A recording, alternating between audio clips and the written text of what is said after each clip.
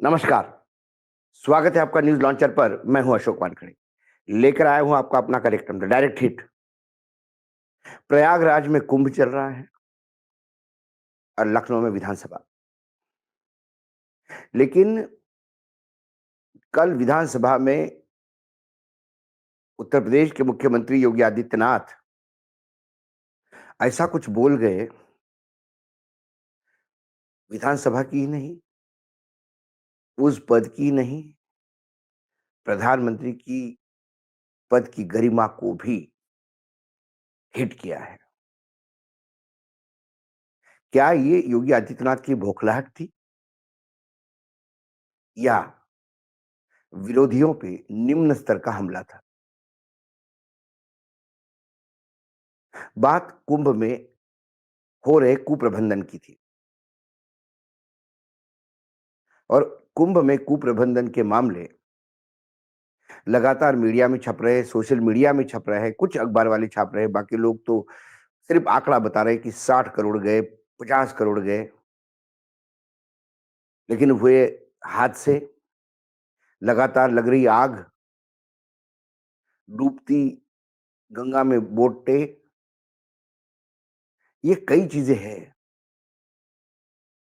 और ये कुप्रबंधन अब पूरे देश में जहां-जहां से रेलवे आ रही है, रेलवे स्टेशन पे पथराव, रेलवे पे पथराव, रेलवे बोगियां तोड़ना, रिजर्वेशन ना मिलना, कई जगह ये जब बात हो रही थी, तो फिर उससे बौखलाहट में योगी जी ने कह दिया कि जिसके मन में जो होता है वही उसे दिखता है।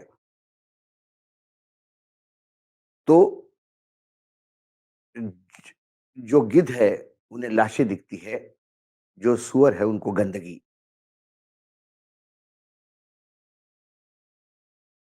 और फिर जैसा ही उन्होंने ये शब्द कहे, हंगामा हो गया। उन्होंने कहा कि जो संवेदनशील लोग हैं उन्हें सुंदरता दिखती है, सज्जन को सज्जनता दिखती है, व्यापारियों को धंधा दिखता है, जो लोगों को आस्था है, उन्हें वहाँ साफ-सुथरी व्यवस्था दिखती है। कुल मिला के गिद्ध कहने पे और सूअर कहने पे पूरा विपक्ष योगी जी पे टूट पड़ा। माता प्रसाद पांडे जैसे सीनियर विधायक बोले समाजवादी पार्टी के, सीएम को होश नहीं है। ये जो भाषा उन्होंने बोली है, वो कतई किसी भी देश के, किसी भी राज्य के मुख्यमंत्री को शोभा नहीं देती। रविदास मल्होत्रा, ये भी विधायक है समाजवादी पार्टी के। उन्होंने कहा कि गिद्धों को लाशें नहीं दिखती, सरकार स्वयं गिद्ध बन चुकी है, जो लाशों के साथ खेल रही है। तेज प्रताप यादव, उन्होंने कहा कि कुंभ की नाकामी पर सनातन की चादर ओढ़कर मुख्यमंत्री अपनी सरकार को और अपने आप को बचा रहे हैं। लेकिन मोटे तौर पे यदि मैं कहूं, तो फिर कहीं योगी जी ने नरेंद्र मोदी जी को तो गिद्ध नहीं कहा, क्योंकि कुंभ में हुए हादसे के बाद 18 घंटे तक योगी मरने वालों के आंकड़े को लेकर अफवाह कह रहे थे और कह रहे थे कि सब कुछ ठीक है, छोटी-मोटी बात होती रहती है और गंगा में स्नान भी हो रहा है, लोग डुबकी भी लगा रहे हैं और हेलीकॉप्टर से ऊपर से फूल भी बरसा रहे हैं। जिस दिन लोग मौत के घाट उतर गए, उस दिन घाट पे नहाने वालों पे 25 क्विंटल फूल गुलाब के बरसाए गए हेलीकॉप्टर से। ये तो प्रधानमंत्री जी थे, आदरणीय नरेंद्र मोदी, जिन्होंने सबसे पहले ट्वीट किया और संवेदना व्यक्त की। और उनका ट्वीट भी आप स्क्रीन पे देख सकते हैं, नरेंद्र मोदी जी का ट्वीट 29 जनवरी 2025 को 11:47 पर आया। प्रयागराज महाकुंभ में हुए हादसा अत्यंत दुखद है। इनमें जिन श्रद्धालुओं ने अपने परिजनों को खोया है, मैं फिर से पढ़ता हूँ, इसमें जिन श्रद्धालुओं ने अपने परिजनों को खोया है, उनके प्रति मेरी गहरी गहरी संवेदना है। इसके साथ ही मैं सभी घायलों के शीघ्र स्वस्थ होने की कामना करता हूँ। स्थानीय प्रशासन पीड़ितों की हर संभव मदद में जुटा हुआ है। इस सिलसिले में मैंने मुख्यमंत्री योगी जी से बातचीत की है। मैं लगातार राज्य सरकार के संपर्क में हूँ। ये ट्वीट ही नहीं, आप उनका एक वीडियो भी देख सकते हैं, जहां उन्होंने इन हादसे में मरने वालों के प्रति संवेदना व्यक्त की। ये वीडियो देख लीजिए। जो दुखद हादसा हुआ है,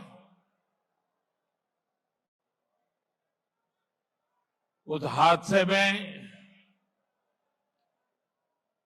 हमें कुछ पुण्यात्माओं को खोना पड़ा है। कई लोगों को चोटें भी आई हैं। मैं प्रभावित परिवारों के प्रति संवेदना व्यक्त करता हूं। यदि प्रधानमंत्री स्वयं संवेदना व्यक्त करे, जिसका वीडियो भी आपने देखा, ट्वीट पूरा मैंने सुनाया। यदि ये सब हो रहा है और ये हुआ है, तो क्या हम ये माने कि आदरणीय प्रधानमंत्री जी को भी गिद्ध की श्रेणी में योगी आदित्यनाथ ने बिठा दिया है? उसके बाद कैबिनेट के कई बड़े मंत्रियों ने इस हादसे पे संवेदना व्यक्त की और हादसे पे मरने वालों का आंकड़ा पूछने पे क्या मुख्यमंत्री किसी को गिद्ध कहेंगे? और यदि विपक्ष को लाशें दिखती है और वो गिद्ध है, तो फिर प्रधानमंत्री कौन है? ये सवाल है। दूसरी बात, उन्होंने कहा कि सूअर जो है उसको गंदगी दिखती है। तो अव्यवस्था को लेके तो भक्त ही बोल रहे थे। गंदगी को लेके तो भक्त ही बोल रहे थे। लेकिन सेंट्रल पॉल्यूशन कंट्रोल बोर्ड, जो केंद्र सरकार के अधीन है,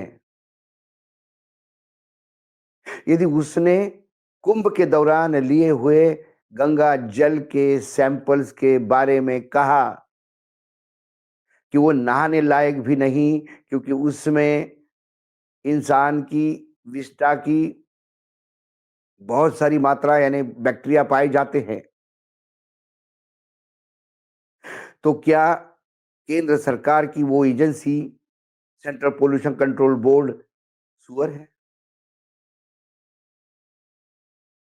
उन्होंने तो नोटिस इश्यू किया कि आपने इतने करोड़ लोगों को कैसा उस गंदे पानी में जो नहाने लायक भी नहीं है, कैसा आपने उसमें नहाने दिया?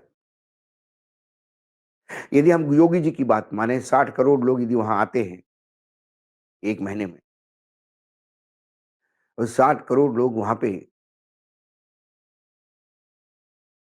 अपना नित्यक्रम भी करते हैं, नहाते भी होंगे,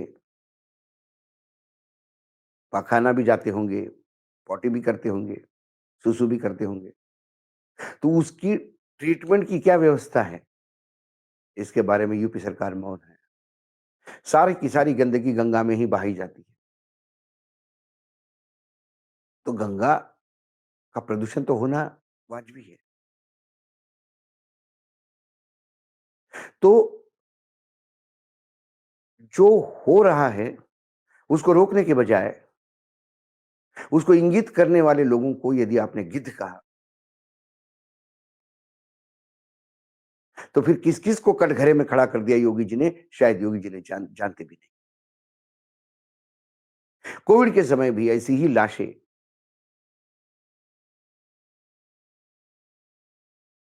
गोमती के पाट में छुपा दी गई थी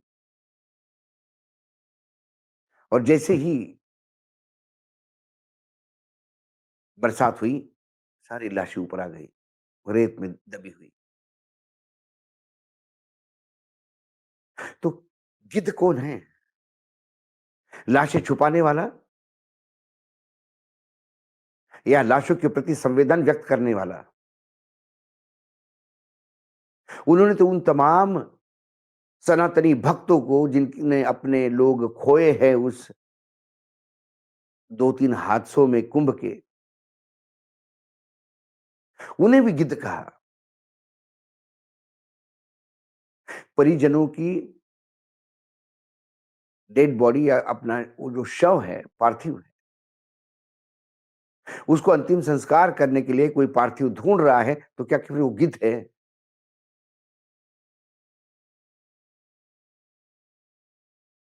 पता नहीं कैसे पीठेश्वर है योगी जी, कि जिनकी भाषा में मर्यादा है ही नहीं। मर्यादा पुरुषोत्तम की मूर्ति, बड़ी मूर्ति लगाने की बात तो करते हैं, लेकिन मर्यादा पुरुषोत्तम के एक आध गुण तो लेते हैं। उतनी मर्यादा कम से कम अपनी ज़बान पे लगाते हैं। गिद्धों को लाशें और सूअरों को गंदगी, ये बोल के उन्होंने विपक्ष पे हमला नहीं किया। उन्होंने देश के प्रधानमंत्री को भी उसी श्रेणी में खड़ा कर दिया। तमाम उन लोगों को जिन्होंने संवेदना व्यक्त की, उनको खड़ा कर दिया। तमाम सनातनी लोग जो भक्ति और आस्था के लिए कुंभ गए थे, उनको खड़ा कर दिया। सभी को एक लाइन में नाप दिया और इतने गंदे शब्द विधानसभा के पटल पे।